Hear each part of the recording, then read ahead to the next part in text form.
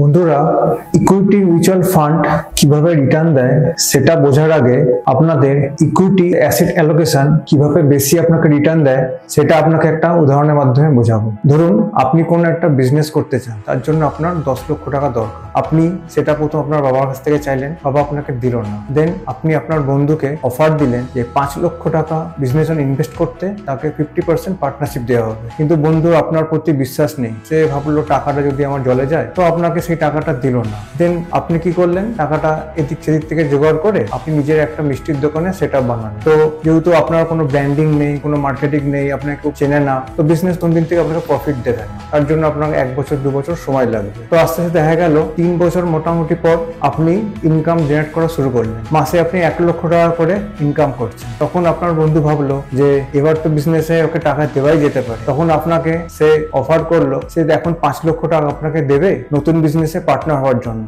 এখন কি আপনি নিজেই ভাবুন, যে বিজনেস 3 বছর আগে কোনো প্রফিট দিত না, সেখানে 5 লক্ষ টাকা আপনি তখন চেয়েছিলেন। এখন আপনার বিজনেস প্রতি মাসে 1 লক্ষ টাকা আপনাকে প্রফিট দিচ্ছে। আপনি 5 মাসে 5 লক্ষ টাকা ইনকাম করে ফেলতে পারবেন। আপনি কি 5 লক্ষ টাকা তাকে 50% পার্টনারশিপ দেবেন?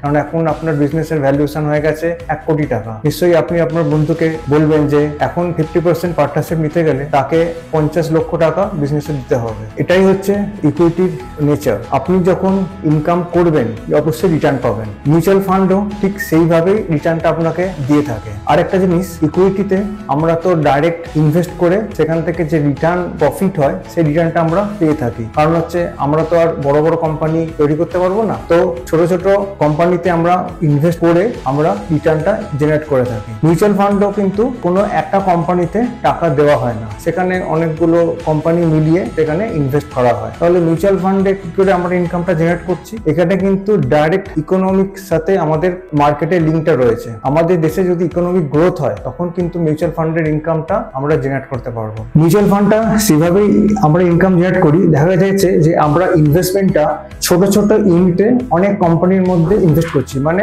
আমাদের ইনভেস্টমেন্টটাকে ডাইভার্সিফাই করে দিচ্ছি। সেখান থেকে আমাদের ইনকামটা জেনারেট হচ্ছে। তো সেখানে যেহেতু একটা কোম্পানিতে ইনভেস্টমেন্ট নয়, তাহলে সেখান থেকে আমরা প্রফিট আর্ন করছি কি করে? দেখা গেছে যে সেটা আমাদের ইকোনমিক গ্রোথের উপর ডিপেন্ড করছে। একটা সমীক্ষাতে দেখা গেছে যে আমাদের জিডিপি আর ইনফ্লেশন মিলিয়ে মোটামুটি 12% মতো আমাদের রিটার্ন আসে। সেখানে 93 সাল থেকে 2024 সাল অব্দি দেখা গেছে কোম্পানিরা আমাদেরকে মোটামুটি 12.5% অব্দি আমাদের রিটার্ন দিয়ে থাকে। তার মানে বুঝতেই পারছেন মার্কেটের সাথে আমাদের মিউচুয়াল ফান্ডের ইনকামটা কোরিলেটেড। এবার আপনি বলতে পারেন অনেক সময় আমাদের মার্কেট ডাউন হয়ে যায়, তারও একটা কারণ আছে। মার্কেট ডাউন হয়ে যাওয়ার কারণটা হচ্ছে অনেক সময় আমরা যেভাবে ইনকাম করে থাকি, কিন্তু তার থেকে আমাদের মার্কেটটা বেড়ে থাকে। দেখুন, মার্কেট বাড়া বা কমা এটা হচ্ছে মার্কেটের নেচার। মার্কেট বাড়বে কমবে, কিন্তু আমাদের মিউচুয়াল ফান্ডে ইনভেস্টমেন্ট করে মার্কেটে টিকে থাকতে হবে। আপনি যত বেশি সময় দেবেন তত বেশি আপনি স্টেবল রিটার্ন পাবেন। আশা করি ব্যাপারটা আপনাকে বোঝাতে পারলাম।